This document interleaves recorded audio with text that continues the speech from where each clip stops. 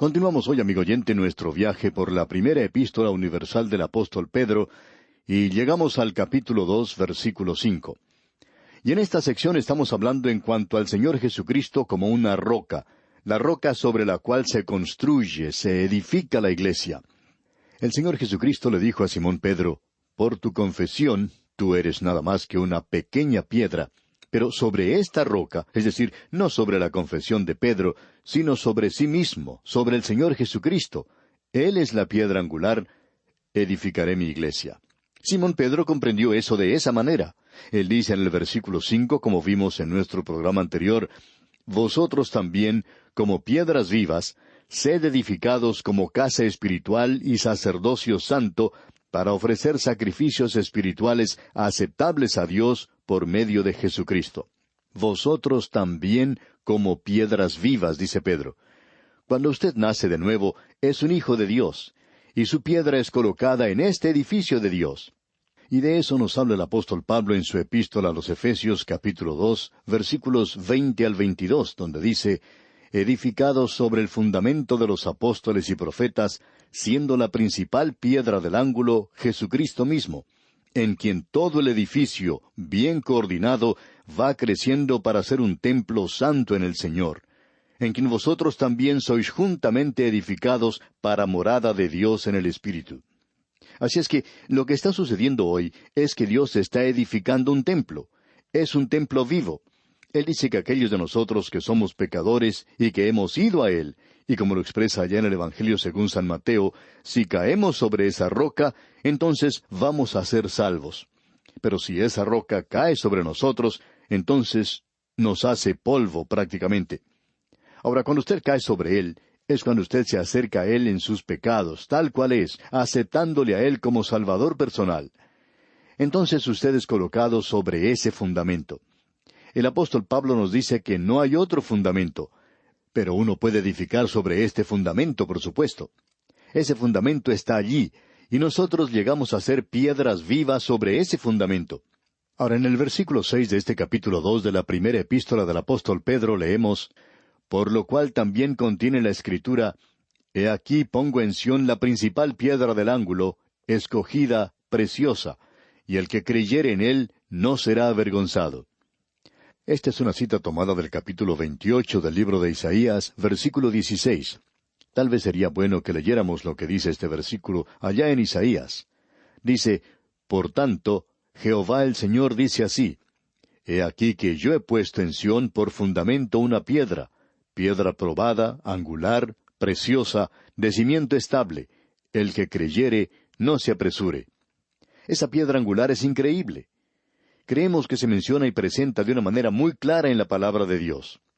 Ahora, los versículos 7 y 8 de este capítulo 2 de la primera epístola del apóstol Pedro dicen: para vosotros, pues, los que creéis, Él es precioso, pero para los que no creen, la piedra que los edificadores desecharon ha venido a ser la cabeza del ángulo, y piedra de tropiezo y roca que hace caer, porque tropiezan en la palabra, siendo desobedientes, a lo cual fueron también destinados.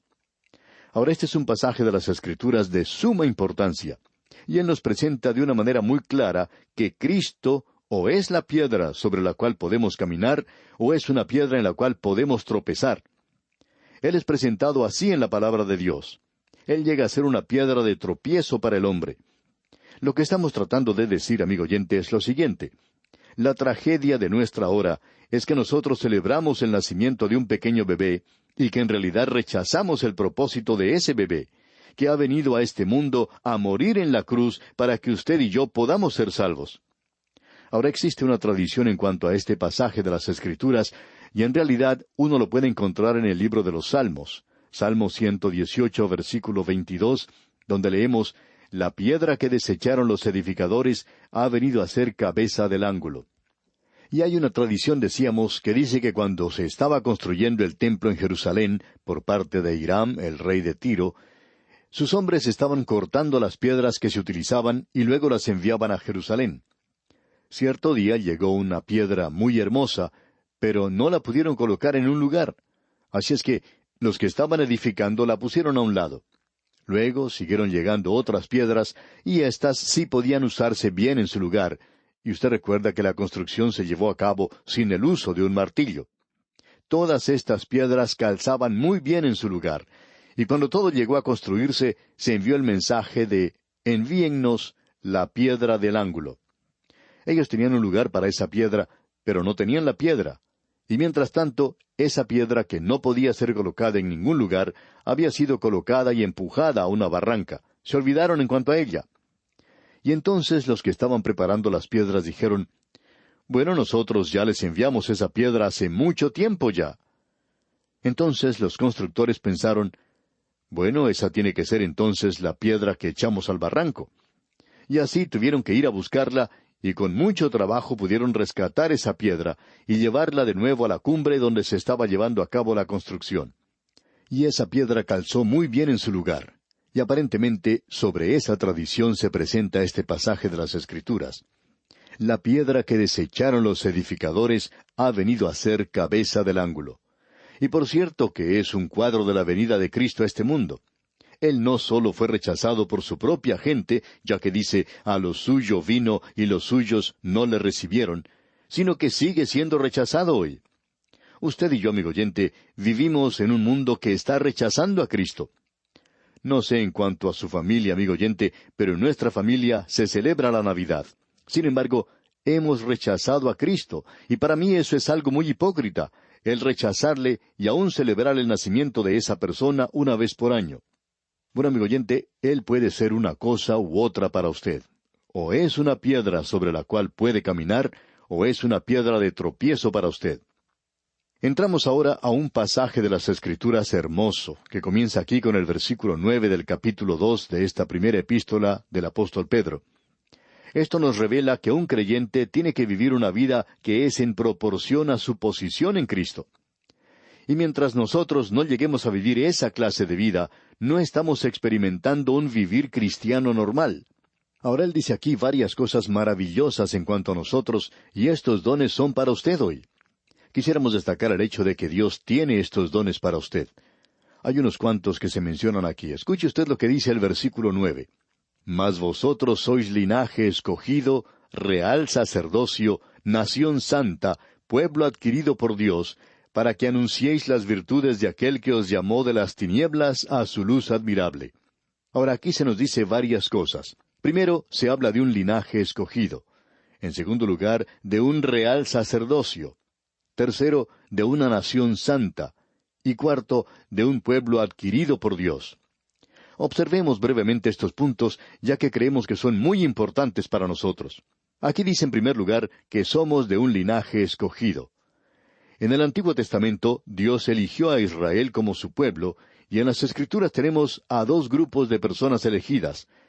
La nación de Israel ha sido elegida, y a la Iglesia también se le llama una nación elegida, un pueblo adquirido. Hay pues estos dos grupos. Y Pedro está diciéndole a su propia gente, ya que eso ha sido escrito a aquellos que estaban esparcidos a través del Imperio Romano y aún más allá de ese imperio. Él dice que en lugar de estar esparcidos ahora, ustedes por cierto no parecen un linaje escogido, una raza electa ahora. Pero ustedes han venido a Cristo, y ustedes son entonces un linaje escogido. Ustedes son un pueblo adquirido de la misma manera en que lo eran los hijos de Israel. Usted recuerda que Dios eligió a Abraham e hizo una nación que fracasó. Lo importante es que ahora eso ha sido dado a la Iglesia, las llaves del reino de los cielos, y hoy nosotros tenemos que presentar el Evangelio porque la Iglesia ha sido elegida. Este honor ha sido otorgado a los creyentes, y Dios ha estampado para usted hoy una medalla maravillosa como la de Israel, y allí dice que usted es un linaje escogido, una generación elegida. En nuestros días se ha llevado a cabo muchos intentos tratando de identificar a cierto pueblo en la tierra como las 10 tribus perdidas de Israel. Bueno, tenemos a los gitanos, el grupo de Israel británico y otros. Ahora, si usted pudiera probar que Inglaterra y los Estados Unidos, por ejemplo, son las 10 tribus perdidas, ¿qué es lo que ha probado? Dios ha dejado temporalmente de lado a la nación de Israel y hoy está haciendo algo nuevo. Y de cada lengua, y de cada nación, y de cada pueblo, Dios está llamando para sí un linaje escogido, una generación elegida, tanto de entre los judíos como de entre los gentiles, y ellos son llevados a gozar de una nueva relación con Dios en la iglesia. Usted y yo hemos venido a Él, pero Él dice que Él nos ha escogido. Eso me gusta mucho, amigo oyente. Un par de niños muy pobres en una ocasión se pusieron a mirar en la vidriera de un negocio donde había muchos juguetes.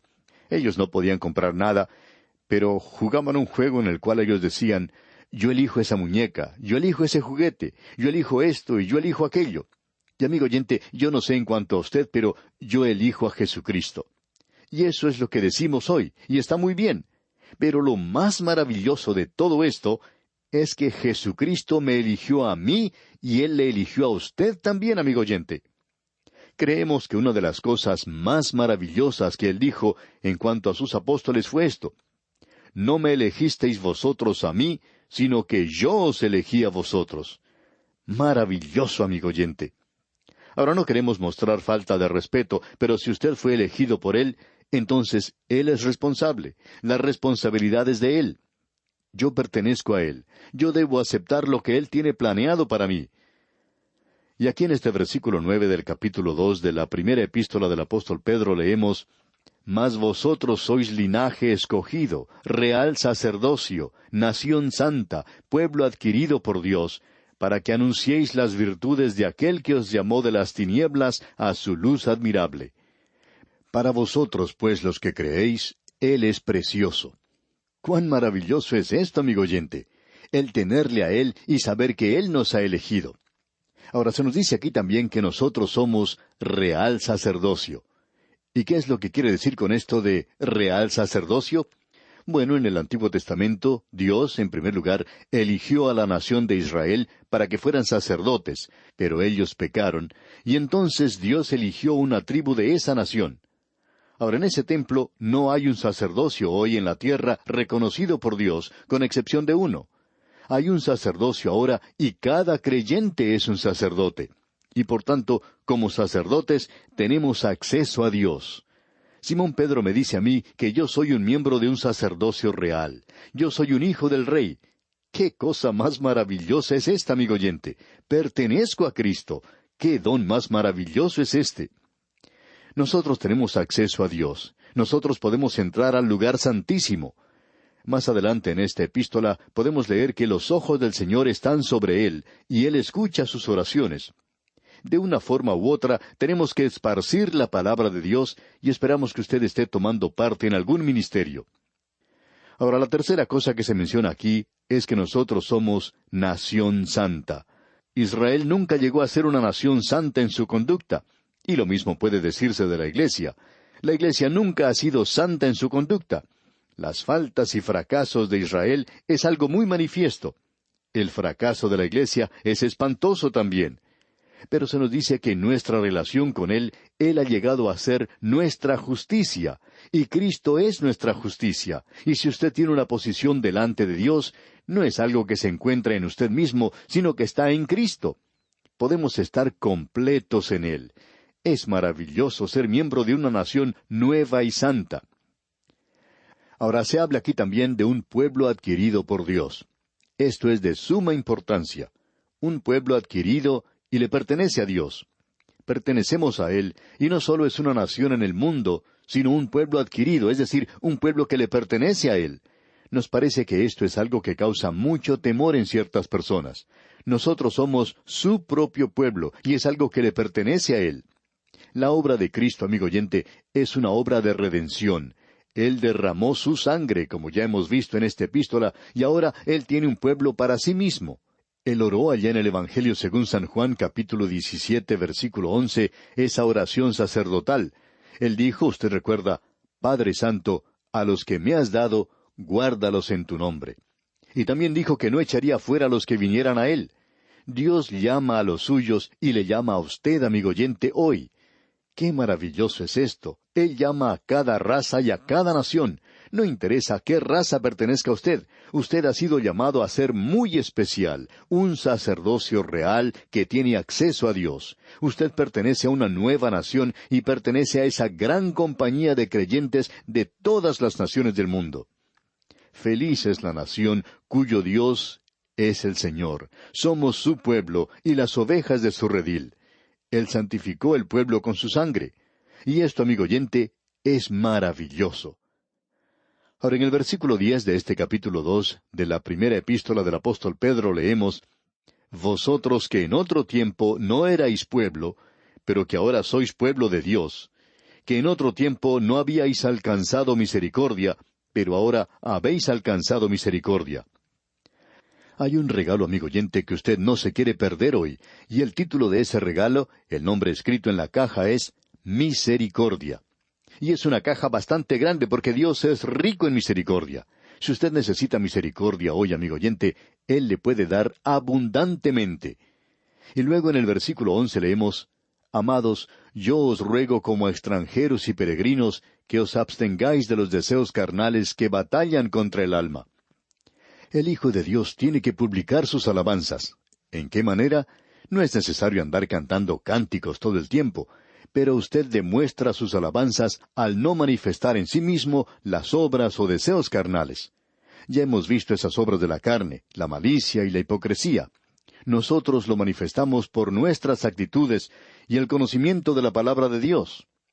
Ahora el versículo 12 de este capítulo 2 de la primera epístola del apóstol Pedro dice: Manteniendo buena vuestra manera de vivir entre los gentiles, para que en lo que murmuran de vosotros como de malhechores, glorifiquen a Dios en el día de la visitación al considerar vuestras buenas obras. Que nuestras vidas, amigo oyente, reflejen algo de este Evangelio glorioso que tenemos y de nuestro Salvador, el cual es nuestro hoy. ¡Qué don que Él le dio al mundo! Gracias a Dios por su don inefable. Bien, amigo oyente, vamos a detenernos aquí por hoy, y Dios mediante continuaremos nuestro estudio de este capítulo 2 de la primera epístola del apóstol Pedro en nuestro próximo programa. Es nuestra oración que el Señor le bendiga en gran manera.